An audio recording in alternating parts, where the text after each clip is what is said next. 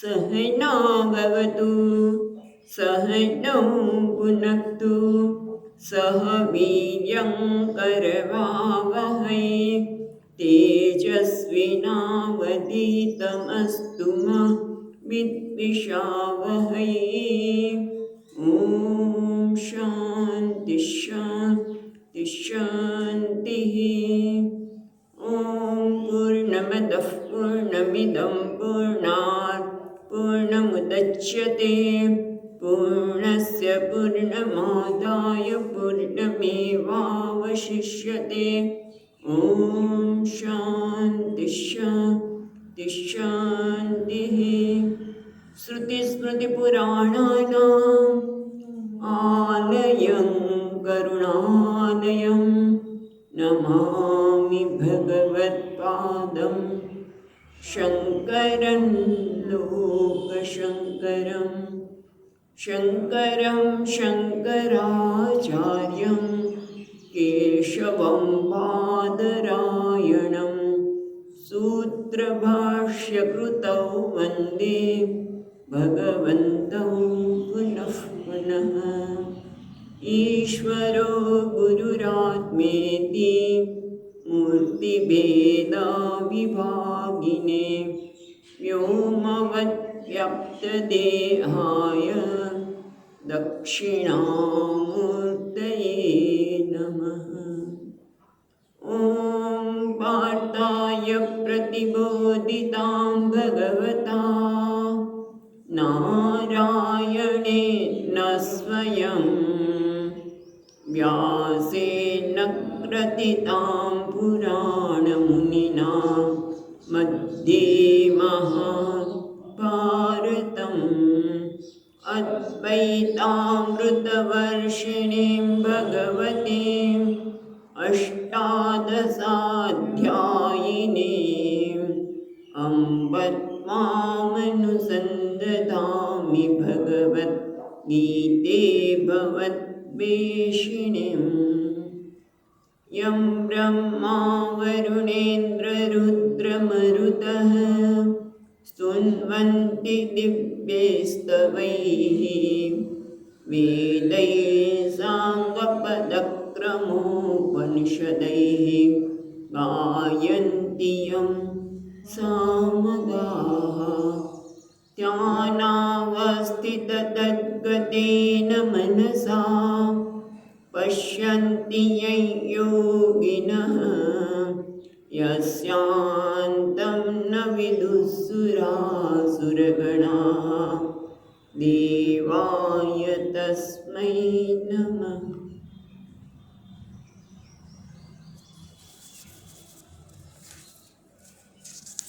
ત્રીજો અધ્યાય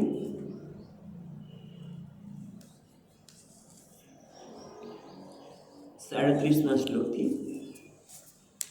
શ્રી ભગવાન વાચ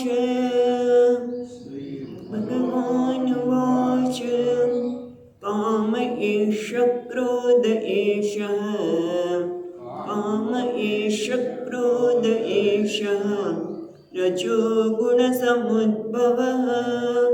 रजोगुणसमुद्भवः महाशनो महापाप्मा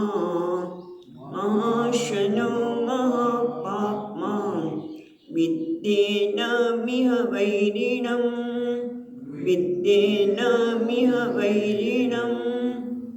धूमेनाव्रियते वह्निः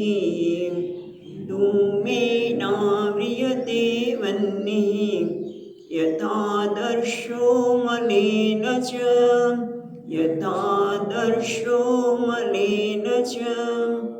यतुल्बेनावृतो गर्भः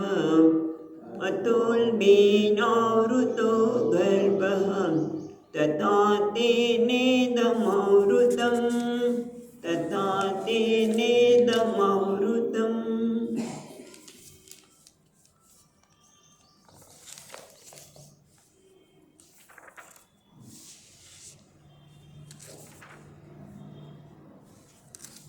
ભગવાને જ્યારે અર્જુને પ્રશ્ન કર્યો કે ભગવાન જાણવા હોતા છતાં પણ માણસ જે અયોગ્ય છે એના મોભાને છાજે એવું નથી, છતાં પણ એ કામ કરે છે. એટલે પાપમ ચરતી એવું કઈ વસ્તુ છે કે એ ઈચ્છતો ન હોવા છતાં પણ એને ખબર છે કે આ ખોટું છે, છતાં પણ એ ખોટું કાર્ય કેમ કરે છે? જાણે કે બળપૂર્વક કોઈને ન ખેંચી જતું હોય. ભગવાન કે સાચી વાત છે. ભગવાન કે બે વસ્તુ છે, એકને પણ બેનું ભગવાને અહીંયા નિરૂપણ કર્યું કે કામ એશ ક્રોધ એશ રજો ગુણ સમુદ્ભવ. એ અર્જુન, આ કામ અને ક્રોધ એ બંને કેવા છે? એ જ ખરેખર માણસને ખોટું કાર્ય કરતા પ્રેરે છે, કરવામાં પ્રેરે છે. કામ એટલે શું? કે ભાઈ હું ઈચ્છું એ જ થાય. કામ એટલે મેં જેની ઈચ્છા કરી છે એ ઈચ્છા પૂરી થવી જ જોઈએ. પણ તમે જુઓ કે માણસે ભૂલી જાય છે કે હું જેની ઈચ્છા કરું છું એ વસ્તુ કઈ છે? એ વસ્તુ હંમેશા રહેવાવાળી નથી. જેની ઉત્પત્તિ છે, જેનો નાશ છે, એની માણસ કામના કરે છે. ઉત્પત્તિ અને નાશવાળો એ જળ પદાર્થની ઈચ્છા, કાં તો એને સંગ્રહ કરવાની ઈચ્છા, અથવા તો એનો સંયોગ કરવાની, સંયોગજન્ય સુખની ઈચ્છા, અથવા તો એને પકડી રાખવાની આસક્તિ, બધી કામનામાં આવી જાય. આ બધા જ કામનાના જ રૂપ છે.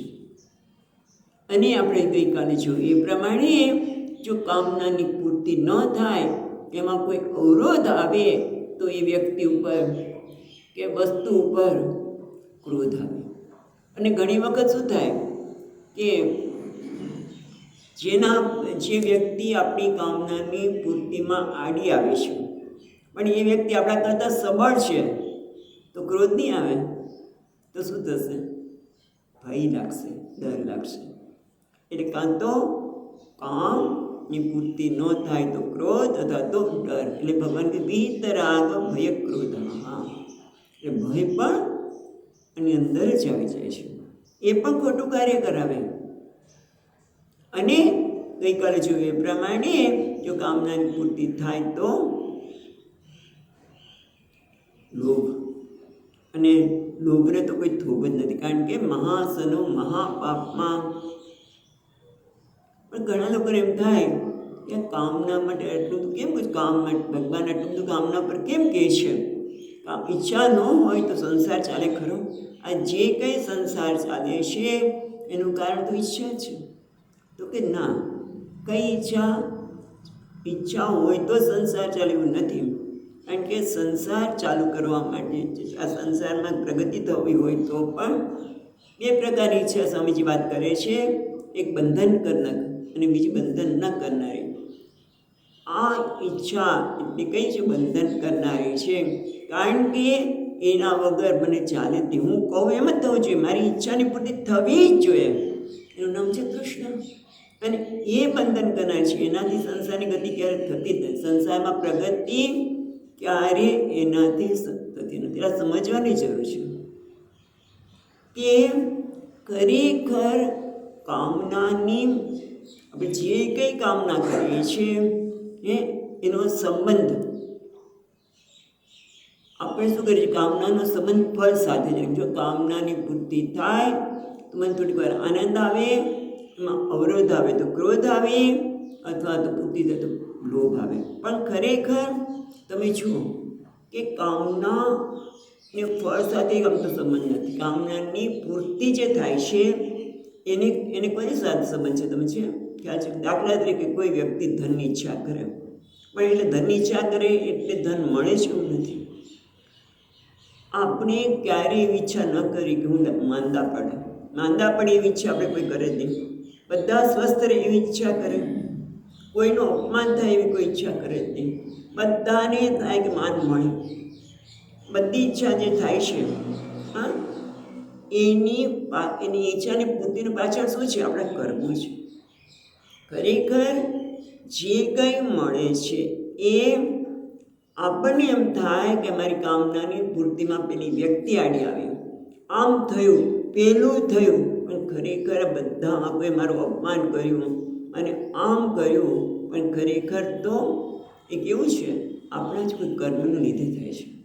તો આપણે કોઈના પર ક્રોધ નહીં આવે, તો આપણે ક્રોધના કારણે કામનાની પૂર્તિ નહીં થાય તો આપણે એને માટે કોઈ ખોટું કાર્ય નહીં કરે. પણ આ તો કેવું, ભગવાને કહ્યું કે મહાશનો મહાપાપમાં વિદ્ય એનમ બૈરીણમ, કે અર્જુન તું જાણ કે આ કામ ને ક્રોધ છે એનામાં વિવેક ન હોવાનું, એના માટે વિવેક ન હોવાથી એને કહે છે મહાશન. હા, એ તો વધુ મને વધારે જોઈએ, વધારે જોઈએ. જેમ કે 100 રૂપિયા મળ્યા હોય, બસ મને 100 રૂપિયા મળી જાય પછી કંઈ ચિંતા નહીં. 100 રૂપિયા મળ્યા કે હવે 1000, હવે લાખ. જેમ શ્લોક છે ને કે રાજા બન્યા તો કોઈ ઇન્દ્રનું પદ, ઇન્દ્રનું પદથી તો કોઈ બ્રહ્માજીનું પદ. એટલે મહાશન, હા, આ ઈચ્છાઓ છે એની કોઈ, એનું કહે ને ખાવધરું છે. મહાસન મહાન ખાવાવાળો ખાવધરું છે, અને ક્યારેય એની ખાવાની ભૂખ સંતોષાતી જ નથી. અને પાછા એના કારણે મહાપાપ મહા, એ ખોટા કાર્ય પાપ કરાવે છે. મહાપાપ મન. માટે અર્જુન, આ બંને કામ અને ક્રોધ એ તારા માટે ને બધા માટે અહીંયા આ લોકમાં અને બધા માટે વૈરી છે.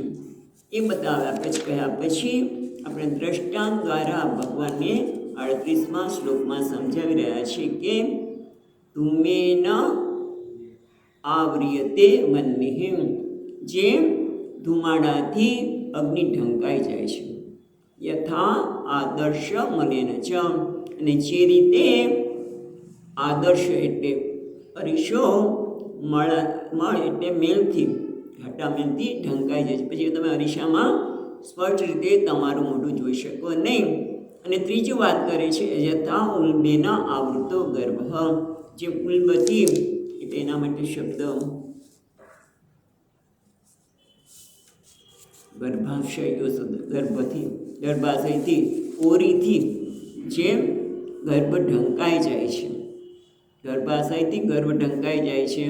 તથા તેવી રીતે તેન, તેન એટલે કામના, કામ, તેન આવૃતમ, તેન ઇદમ આવૃતમ, તેન ઇદમ એટલે આ ઢંકાઈ જાય છે. આ એટલે શું, કે જ્ઞાન. તમે જો જ્ઞાન, ઇદમ એટલે આ જ્ઞાન, કામનાથી આવૃતમ ઢંકાઈ જાય છે. 3 પ્રકારની જ્ઞાન કહીએ આપણે. એક સાત્વિક જ્ઞાન છે, એ રાજસ જ્ઞાન છે, અને એક તામસ જ્ઞાન છે.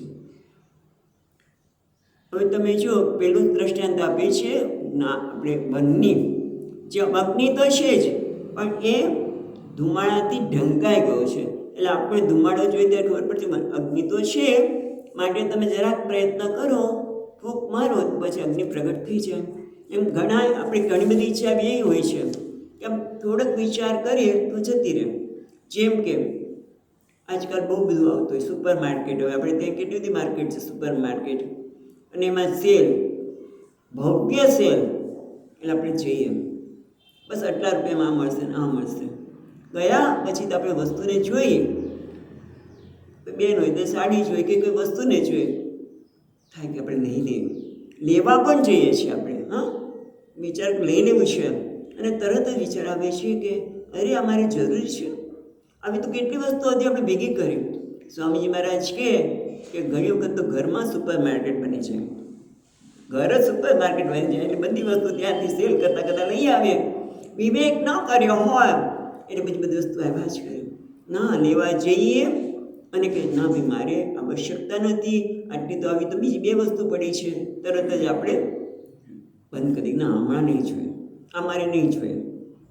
એટલે એને કહેવાય ધૂમેના વ્રિયતે વન્નિહિ, જેમ ધુમાડાથી અગ્નિ ઢંકાઈ જાય છે, પણ થોડોક વિવેક કરીએ, ફૂંક મારીએ, અગ્નિ પ્રજ્વલિત થઈ જાય. એમાં આવી ઈચ્છા હોય, વિવેક કરીએ તો દૂર થઈ જાય. પણ કેટલીક ઈચ્છા એવી હોય છે જેને આપણે કહીએ રાજસ, જ્યાં વિવેક જ ન રહે, પણ તોય આપણે કરીએ. યથા આદર્શ મને ન છે, જેમ અરીસા ઉપર ધૂળ જામી ગયો હોય તો જરાક સાબુન પાણી નાખવું પડે, સાબુન લાગે, થોડુંક સાબુનું પાણી છાંટે, ઘસે, નીકળી જાય. એમ કેટલીક ઈચ્છા એવી છે, એના માટે થોડોક પ્રયત્નની જરૂર પડે. જેમ કે સામાન્ય વસ્તુ છે, તમે જો જમવા બેઠા હોય, પેલી વ્યક્તિ પીરસવા આવે એટલે આપણે ના પાડીએ, પણ એ ના કયા રીતે પાડી છે એ બહુ મોટી વસ્તુ છે. ઘણા લોકો ના ના ના ના એટલે કે હા એ તો પછી એક લાડુ વધારે જ આવે, પણ એ ના કે છે ત્યારે ના મને નહીં જ જોઈએ. સ્પષ્ટ શબ્દમાં ના એટલે કે એમાં સંકલ્પ આપણો છે અને પ્રયત્ન પણ છે. એ કોઈ પણ કેટલી વસ્તુ એવી છે, તો દ્રષ્ટાંત લાડુનું આપ્યું જમતી વખતનું, પણ કોઈ પણ વસ્તુ એવી છે તો આપણે જ્યારે એવી ઈચ્છા જાગૃત થાય ત્યારે તમારે એના માટે સંકલ્પ જોઈએ કે ના ભાઈ આ વસ્તુ મને યોગ્ય નથી, અને એ દૂર કરવા માટે જે કંઈ પ્રયત્ન કરવો પડે મનથી સમજાવીએ, અને જરૂર પડે તો શરીરથી પણ ના અને વસ્તુ આ નહીં લો, આ વસ્તુને નહીં કરો. એટલે સંકલ્પની જરૂર પડે અને પ્રયત્નની જરૂર પડે. અને કેટલાક એવા છે કે કેટલીક ઈચ્છા એવી હોય છે ખબર છે કે મારા માટે યોગ્ય નથી, અથવા તો બીજાના સંદર્ભમાં પણ કહીએ કે કેટલીક વ્યક્તિ ગમે તેટલું કહો પણ એને ક્રોધ આવે છે. એને સમજાવીએ કે તને આ ક્રોધ કરવો યોગ્ય નથી, ન થાય, એને સમજાવી પણ ન શકાય. એટલે કેટલીક ઈચ્છાઓ એવી છે કે જેને આપણે દૂર કરતા સમય લાગે, અથવા તો આપણે પણ અમુક ટેવ પડી જ ગયો હોય તો આપણે ખબર છે કે આ ટેવ ખોટી છે પણ અંદરથી નીકળાતું નથી, તો શું કરવાનું? રાહ જોવાની. યથા ઉલ્બેના આવૃતો ગર્ભ. હા, જેવી રીતે ગર્ભ છે એ પહેલાં ઓવરી અથવા તો ગર્ભાશયથી ઢંકાઈ ગયો છે તો શું કરવાનું પડે? માને રાહ જોવી પડે. બાળક માં બનવા માટે એને 9 મહિના સુધી રાહ જોવી પડે. એમ કેટલીક ઈચ્છાઓ એવી છે, આપણી હોય કે બીજાની હોય, તો બીજાને પણ આપણે સુધારી નથી શકતા, કે આપણે પણ ખબર છે છતાં પણ પ્રયત્ન ચાલુ રાખવો પડે, પણ રાહ જોવી પડે કે ભાઈ દરરોજ પ્રયત્ન ચાલુ રાખશું તો એક દિવસ આમાંથી જરૂર બહાર નીકળી જવાશે. પણ જેમ એને ઉતાવળ તો કરી શકાય નહીં. જેમ પેલી જલ્દી માં બની જવું છે તો ઉતાવળ તો કરી શકવાની નથી, 9 મહિના સુધી એને રાહ જોવાની જ છે. એમ કેટલીક ઈચ્છાઓ માટે રાહ જોવી પડે, કારણ કે એટલે ભગવાન કે તથા તેને ન આવૃતમ, એ રીતે આ જ્ઞાન છે. ઇદમ એટલે આ જ્ઞાન, આ કામના 3 પ્રકારની કામનાઓ હોય છે. કેટલીક કામના તમે થોડીક વિવેક કરો, જતી રહે. કેટલીક કામના એવી છે જેમાં પ્રયત્ન પણ જોઈએ, સંકલ્પ પણ જોઈએ, અને કેટલીક કામના એવી છે જેના માટે તમારે રાહ જોવી પડે કે ક્યારે એમાંથી કામના અને કામના લીધી પડી ટેવમાંથી મુક્ત થઈ જવાય. હવે ઇદમ કીધું ને, ઇદમ એટલે આ એટલે જ્ઞાનમ. હવે એના માટે વધારે આગળ ભગવાન સમજાવે છે. એટલે કેમ પુનઃ તદ ઇદમ સદવાચ્યમ યત કામેન આવૃતમ ઇતિ ઉચ્યતે. ઇદમ શબ્દ આપણે તો ચર્ચા કરી, પણ અહીંયા ઇદમ શબ્દ એટલે શું છે? એને જે કામનાથી એ આવૃત થઈ જાય છે, આ કામના વડે ઢંકાઈ જાય છે. ભગવાન આગળ કીધું ને ઇદમ આવૃત્તેન ઇદમ આવૃતમ, તો આ ઢંકાઈ જાય છે. એ શું છે? એ આપણને 39મા શ્લોકમાં ભગવાન બતાવે છે.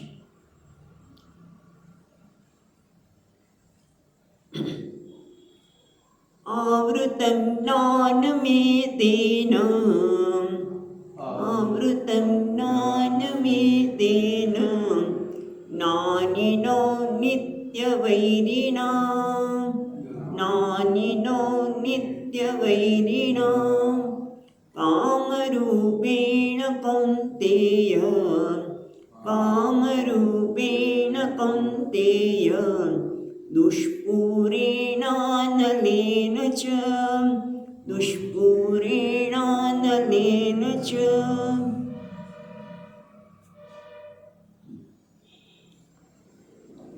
આવૃતમ જ્ઞાનમેતેન જ્ઞાનિનો નિત્યવૈરિણા. આવૃતમ ઇદમ અર્થ થયો જ્ઞાનમ, એ તેન એટલે કામેન, આ કામના વડે ઇદમ એટલે જ્ઞાન હંમેશા ઢંકાઈ જાય છે. એ તો બરોબર છે, પણ હે કૌંતે તું જાણ કે જ્ઞાનીનો નિત્ય વૈરીના, જ્ઞાની માટે હંમેશા આ કામ વૈરી છે, દુશ્મન છે, શત્રુ છે. અને શત્રુ શું કરે? દુઃખ જ આપે. શત્રુ દુઃખ આપનારું છે. એટલા માટે કહે છે કામરૂપેણ નિત્ય વૈરીના કામરૂપેણ કૌંતેય દુષ્પુરેણ અનલેન ચ. અને આ કેવી છે? કામરૂપેણ એટલે કામના એ કેવી છે? કામરૂપી આ જે શત્રુ છે એ કેવો છે પાછો? દુષ્પુરેણ, એને પૂરવો એ બહુ મુશ્કેલ છે, સદા અતૃપ્ત છે. અને પાછો કેવો છે? અનલેન, અનલેન અગ્નિ જેવો. અગ્નિ કોને કહેવાય? ન અલમ ઇતિ અનલ, અનલ એટલે અનલ, ન અલમ ઇતિ અનલ, એટલે કે જે અપૂરતું નથી, બસ એને ક્યારે ધરો ન થાય. આપણી ભાષામાં કહીએ તો એ ક્યારે બસ હવે નહીં જોઈએ, જેટલું આપો એટલું એને પૂરતું થતું નથી. એટલે સમજવાની જરૂર એ છે કે પહેલાં તો આવૃત્તમ જ્ઞાન મેં તેન, એ સમજતા પહેલાં એ સમજવાની જરૂર છે કે બધી જ કામના, આપણી કોઈ પણ કામના હોય, બધી કામના ક્યારે પૂરી થઈ શકે જ નહીં, શક્ય જ નથી. અને આપણે કંઈ પણ શકીએ કે બસ હવે મારે બસ આટલી જ ઈચ્છા રહે, પછી કોઈ ઈચ્છા થશે જ નહીં, એ શક્ય જ નથી. ગમે તેનું કરીએ, કારણ કે ઈચ્છા જાગૃત થવાની જ છે. એનું કારણ શું છે એ સમજવાની જરૂર છે. ઈચ્છા પ્રગટ કેમ થાય છે આપણા જીવનમાં? કારણ કે આપણને પોતાને અપૂર્ણતા ચાલે છે, અધૂરપ ચાલે છે, ઉણપ ચાલે છે. કારણ કે દરેક વ્યક્તિ, મનુષ્ય કેવું છે? સભાન છે. અને શેનીથી સભાનતા છે? પોતાનાથી. પોતાનાથી જ એનો સંતોષ નથી, પોતાનો જ સ્વીકાર થતો નથી. માટે નથી કે આ મેળવી લઉં, પેલું મેળવી લઉં. એટલે સતત એમ કહે ને, અખંડ રીતે નિત્ય શબ્દ કહે છે ને, જેમ પાણીનો જરો વહેતો હોય એમાં અપૂર્ણતા, આપણા બધાની અંદર અપૂર્ણતા, અથવા તો બીજા શબ્દોમાં કહીએ તો આત્મ અસંતોષ, પોતાનાથી સંતોષ નથી, એનું જળમાં વહેતું જોઈએ છે નિત્ય, હંમેશા સતત. એટલે કામના ઉત્પન્ન થવાની છે. જેમ પાણીનો પ્રવાહ વહેતો હોય એમ નિત્ય હંમેશા આ કામના ઉત્પન્ન થવાની છે. અને અપૂર્ણતા મુક્ત થવાની ઈચ્છા તો થવાની છે. એટલે તરત ઈચ્છા થાય કે હું આમ કરી લઉં તો મને આમાંથી હું મુક્ત થઈ જઈશ. અને પછી સમજવા જેવું તો એ છે કે આ કામના આપણને કેટલા હદે આપણને નીચા પાડી દે છે એ ખબર જ નથી. વાર્તા તમે સાંભળી હશે કે એક સાધુ હતા, એ કોઈ વસ્તુ પોતાની પાસે રાખે નહીં, કારણ કે પૈસા કદાચ ભેગું કરે તો પછી ચિંતા થાય ને, એટલે ભેગું કરે જ નહીં. પણ એક દિવસ એક પૈસો, એ વખતની વાત છે, અત્યારે તો એક પૈસો જ આપણે જોવાય ન મળે, રૂપિયો 2 રૂપિયા બની. પણ ટૂંકમાં એની પાસે એટલા પૈસા, એક પૈસો પડ્યો હતો. એ તો કંઈ કોને આપવું? કોઈ ગરીબ વ્યક્તિને આપવું તો સારું. એટલે કોને આપવું? ગરીબ કોણ હશે? એટલે એણે વિચાર કર્યો કે ખબર પડી કે આ ગામનો રાજા છે એ ચડાઈ કરવા જાય છે, કારણ કે પૈસા માટે, બીજા રાજ્ય ઉપર લડાઈ કરવા જાય છે પૈસા માટે. એટલે રસ્તામાં ઊભો રહ્યો રાજાનું સંન્યાસ હતા, એટલે રાજા ઊભા રહ્યા, એ તો ન ઊભા રહે. એટલે રાજા, મેં નક્કી કર્યું છે કે મારે પૈસો રાખવો નહીં, આજે એક પૈસો વધ્યો છે અને તારા જેવો કોઈ ગરીબ છે નહીં, કારણ કે તારી પાસે આટલી સંપત્તિ છે છતાં તું લડાઈ કરવા જાય છે. કેટલાય લોકોનો નાશ થશે, પશુઓનો નાશ થશે, કેટલા બધો નાશ થશે. એટલે તારા જેવો કોઈ ગરીબ નથી એવું લાગે છે, એટલે હું તને આપું છું.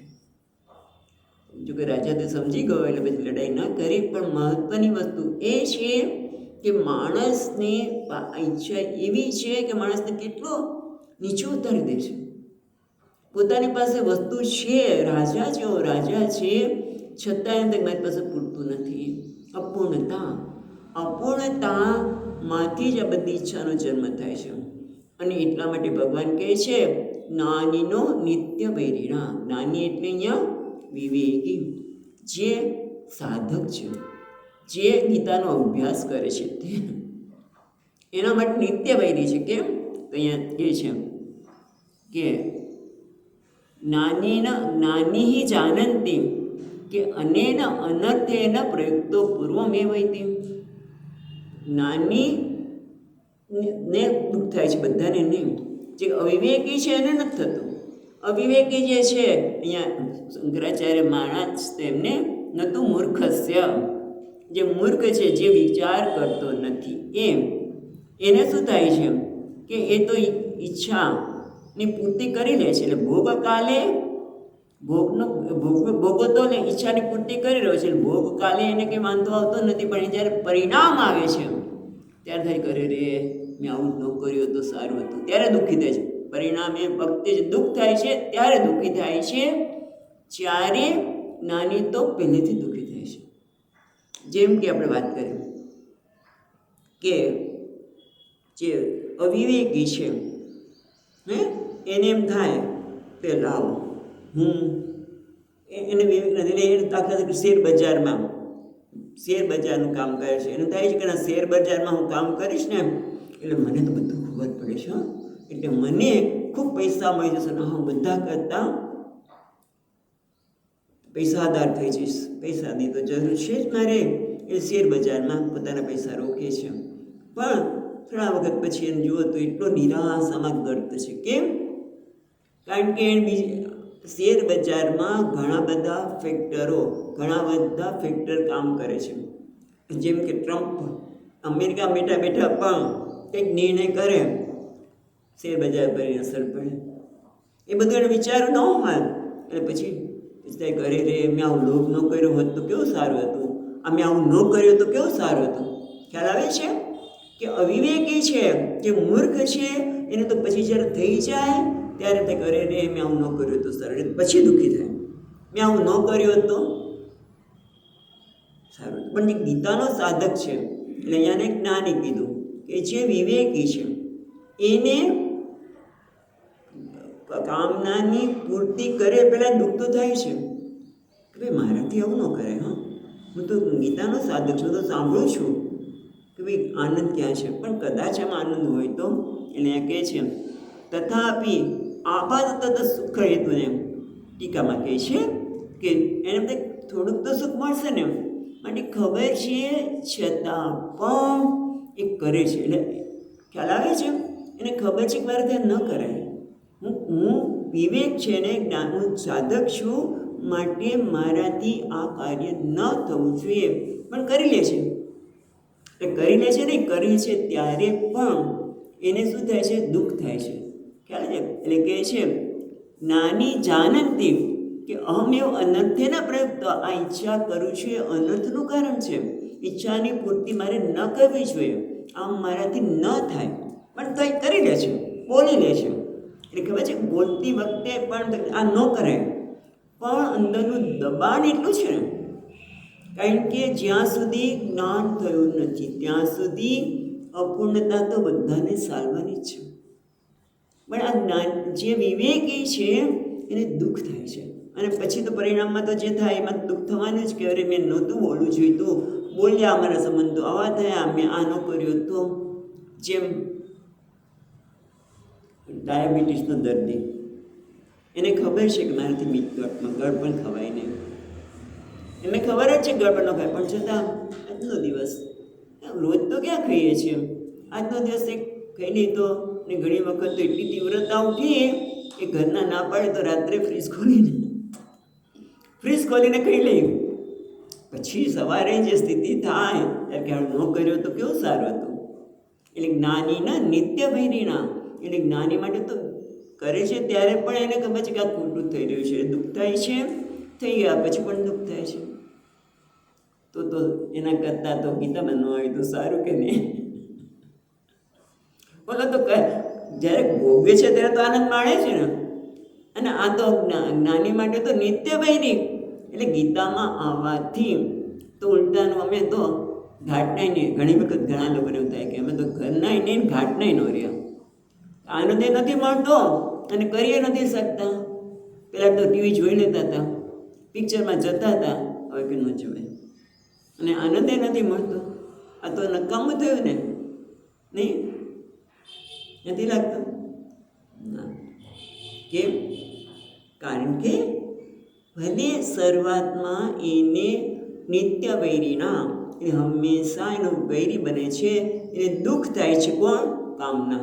કામના એને નિત્ય વૈરી બને છે. પણ એક દિવસ તો એવો આવવાનો છે ને, કારણ કે એનામાં વિવેક છે, જાગૃતતા છે, એ પોતાના મનને જોઈ શકે છે, સતત એને ઢંઢોળે છે. એટલા માટે એ કહે છે કે સર્વદા હાતવ્યમ, આ કામના છે મારે છોડવી જ જોઈએ, મારે એના પ્રભાવમાં આવવું જ ન જોઈએ. ભલે આવી જાય છે પણ એક દિવસમાંથી છૂટી જશે. ખ્યાલ આવે છે? ભલે અત્યારે થોડીક વાર એવું લાગતું હોય કે આપણે તો ગીતામાં આવીને તો કંઈ મેળવતા નથી. ના, એવું નથી.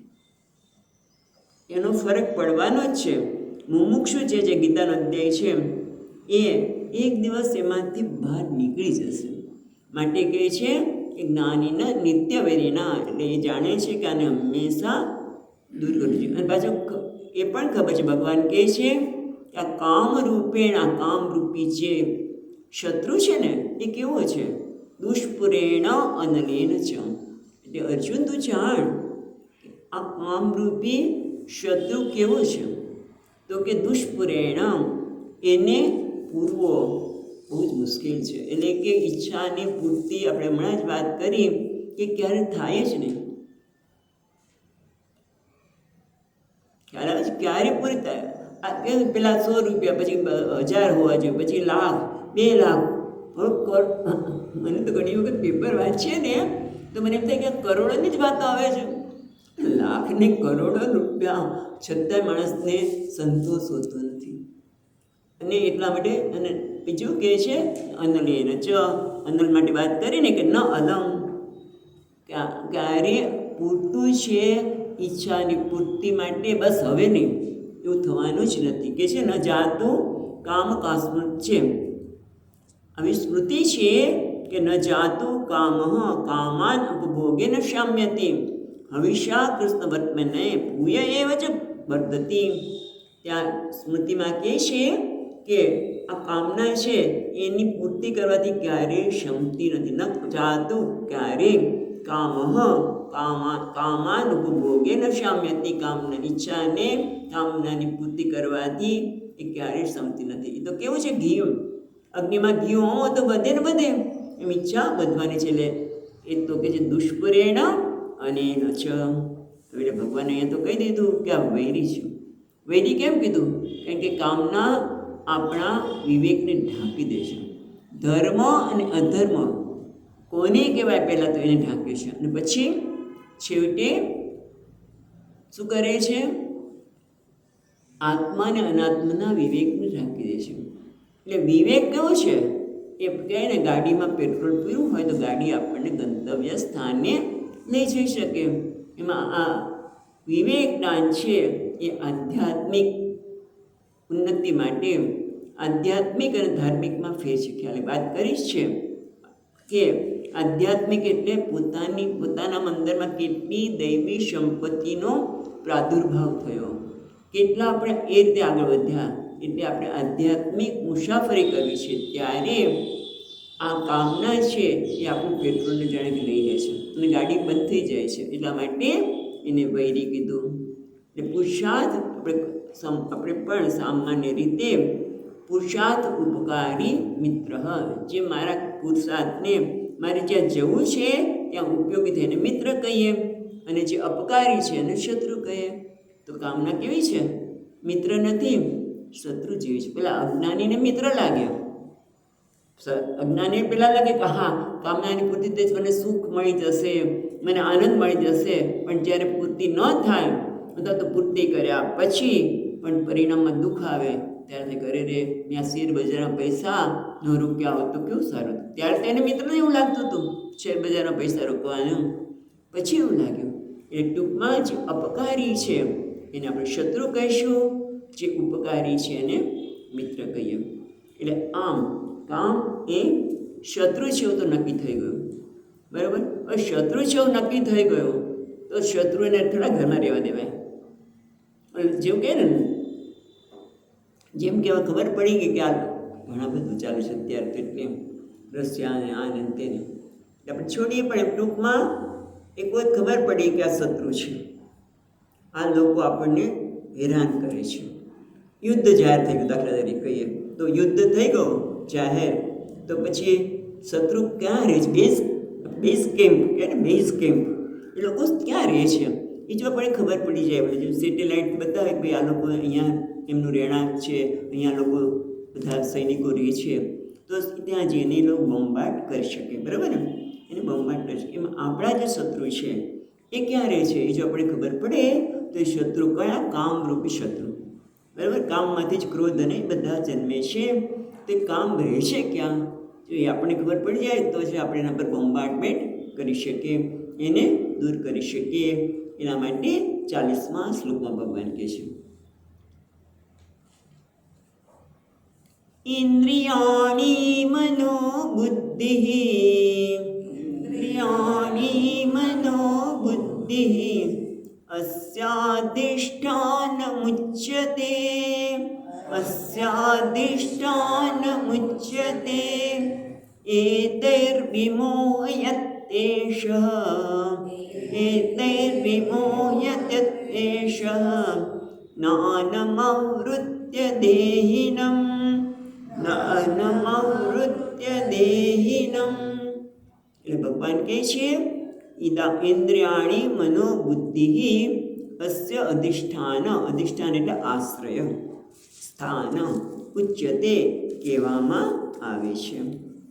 ભગવાન કહે છે, શ્રી ભગવાન કહે છે કે આ ઇન્દ્રિયો, મન અને બુદ્ધિ એના રહેઠાણ છે. અધિષ્ઠાન એટલે આશ્રય અથવા તો રહેઠાણ છે. પછી કહે છે એષ, એષ એટલે આ છે ને. બીજી લીટીમાં જો એતૈ મોહયતિ એષ જ્ઞાનમ આવૃત્ય દેહિનઃ, એટલે એષ એટલે આ, એટલે કે જ્ઞાન.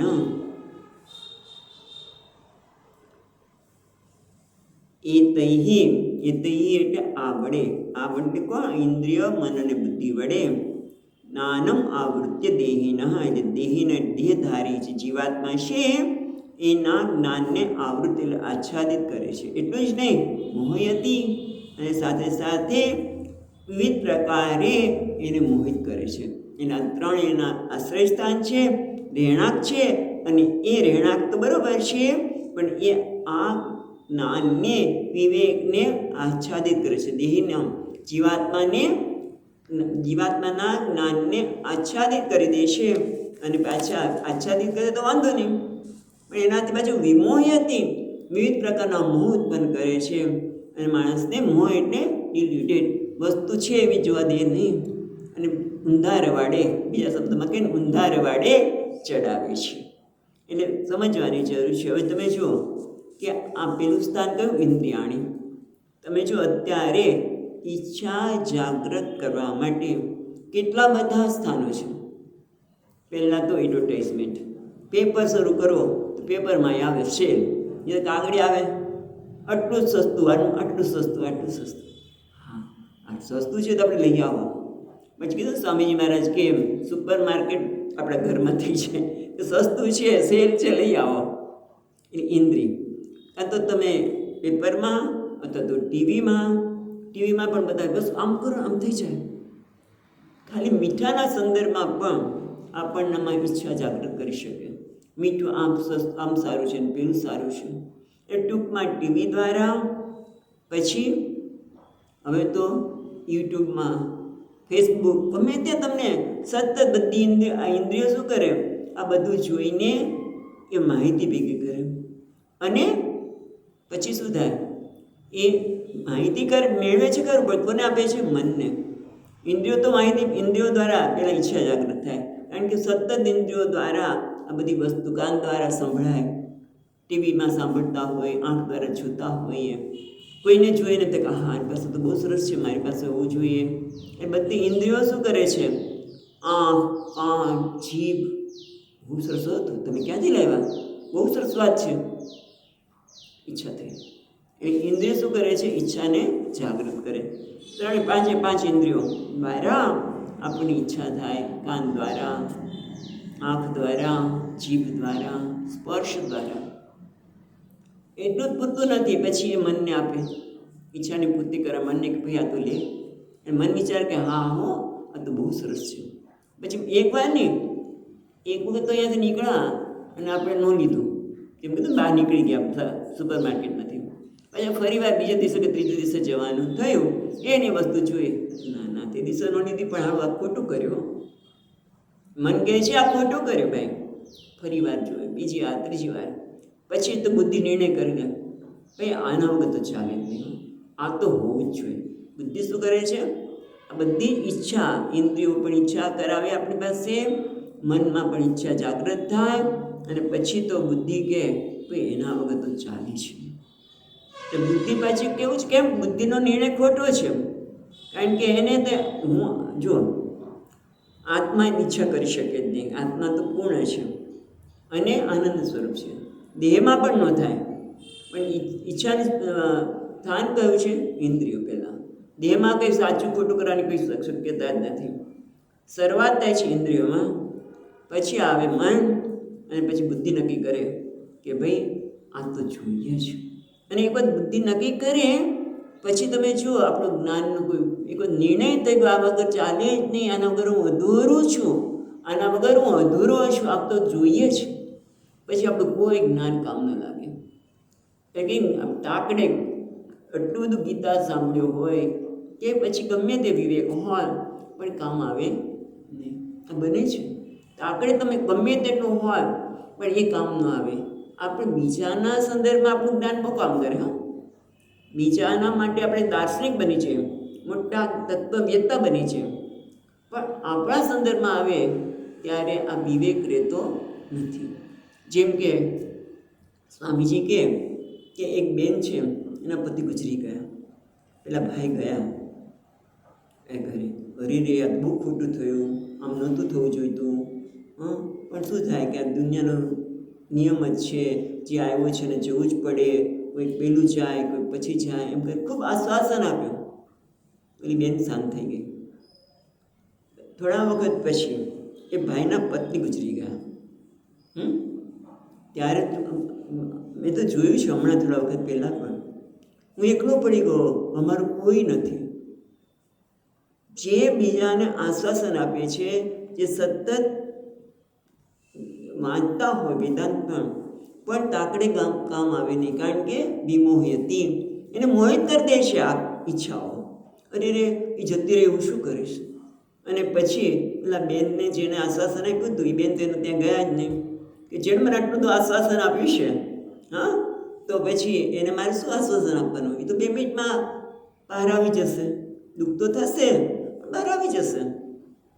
એટલે એને થયું કે હું એના વખતે કેવું ગયા હતા, એને મારી પાસે ન આવવું જોઈએ. તમે જોવા જેવું છે આ બધું કેવું જ્ઞાન તાકડે કામ આપતું નથી. પોતે બીજાના સંદર્ભમાં દાર્શનિક છે, બીજાને બધું આપણે જ્ઞાન આપી દે. પોતાના જીવનમાં જ્યારે ઘટના ઘટી ત્યારે ઓલા ભાઈને થયું કે બેન કેમ આવ્યા? ફોન કર્યો, કેમ તમને ખબર નથી પડતી? બીજાને કીધા કરે, ગુસ્સે થઈ જાય. એને ન આવવું જોઈએ. કામના ક્યાં કે ક્રોધમાં પરિણામે.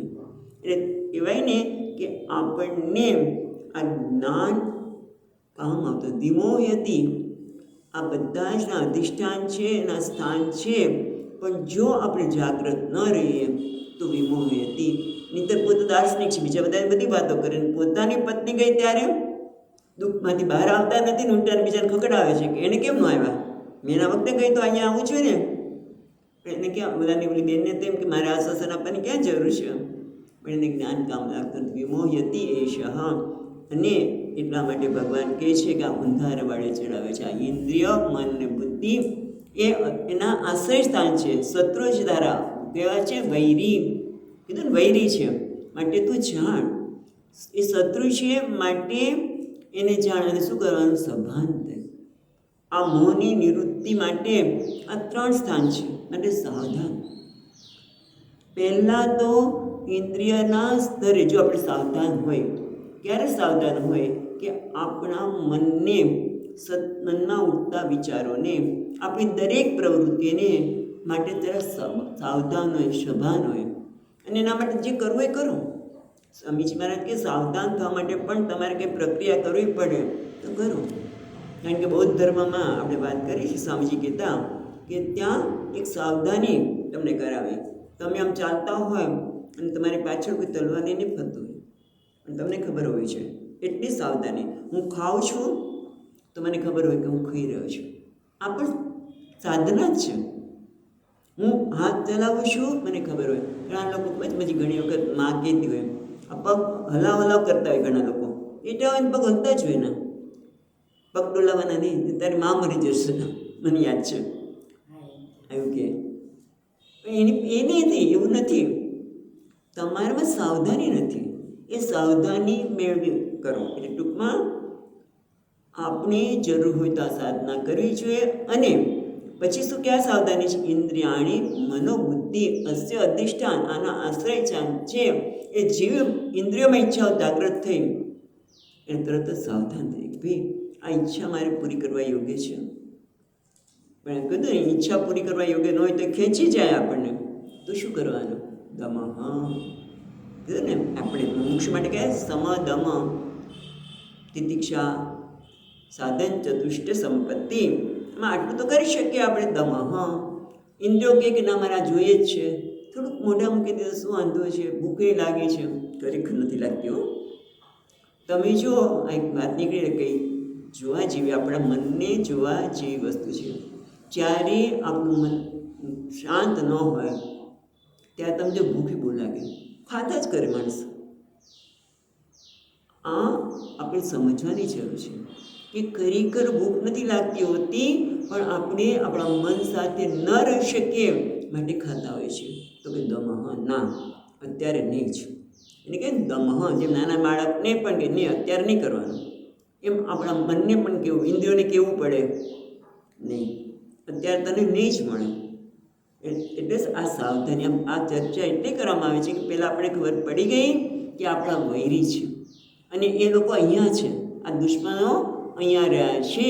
પહેલો સ્તર છે ઇન્દ્રિયના સ્તરે, દમઃ, સાવધાનીપૂર્વક. પછી મનના સ્તરે પણ છે, ઇન્દ્રિય તો ના પણ, તો મન તો કહેવાય ને, અરે રે એના વગર ચાલે નહીં. ખ્યાલ આવે છે? કારણ કે એમાં અશાંતિ, અજંબો છે. અજંબો કેમ છે? પોતે ઊણો છે એવું લાગે છે, આ મળી જશે તો પૂર્ણ થઈ જઈશ.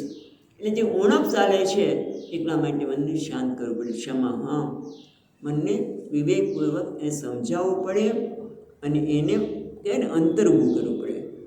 આપણે આ બધાની પાછળ કામ એસ ક્રોધશ અથવા તો રાગ દ્વેષ, આ બધા વચ્ચે થોડું અંતર ઊભું કરવું પડે.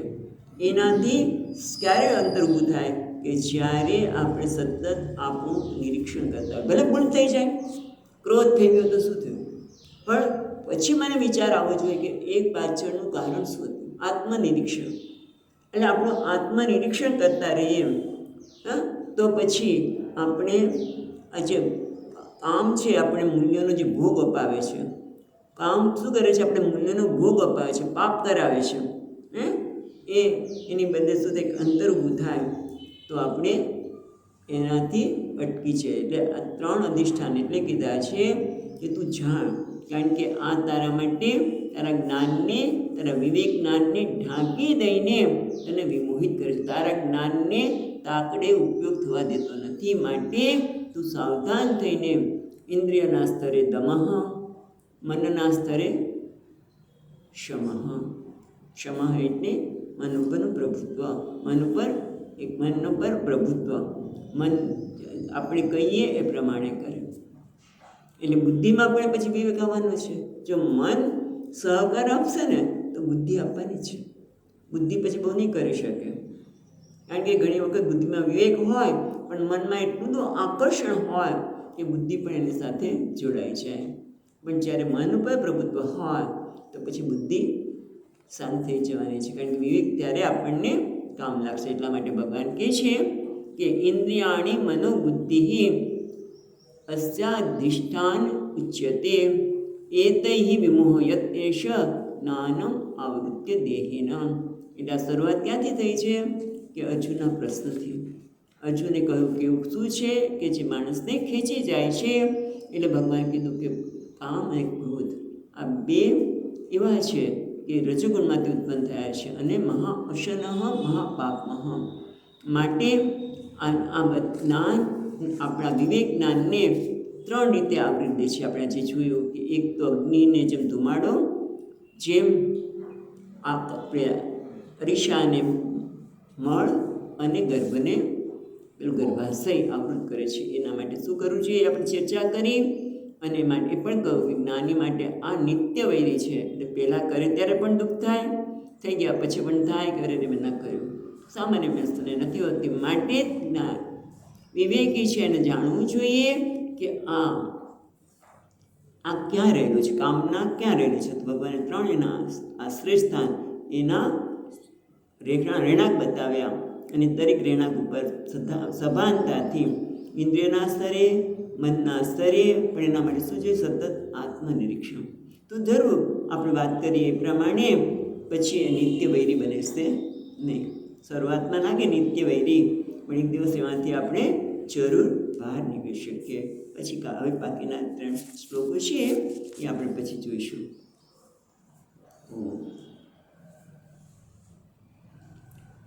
પૂર્ણમદ પૂર્ણમિદં પૂર્ણાત પૂર્ણમુદચ્યતે પૂર્ણમાદાય પૂર્ણમેવાવશિષ્યતે. ઓમ શાંતિ શાંતિ શાંતિ. શંકરં શંકરાચાર્યં કેશવં બાદરાયણં સૂત્રભાષ્યકૃતૌ વંદે ભગવन्तૌ પુનઃ પુનઃ. ઈશ્વરો ગુરુરાત્મેતિ મૂર્તિભેદવિભાગિને વ્યોમવદ્વ્યાપ્તદેહાય દક્ષિણામૂર્તયે નમઃ. ઓમ શાંતિ શાંતિ શાંતિ. હરિ ઓમ. શ્રી ગુરુભ્યો નમઃ.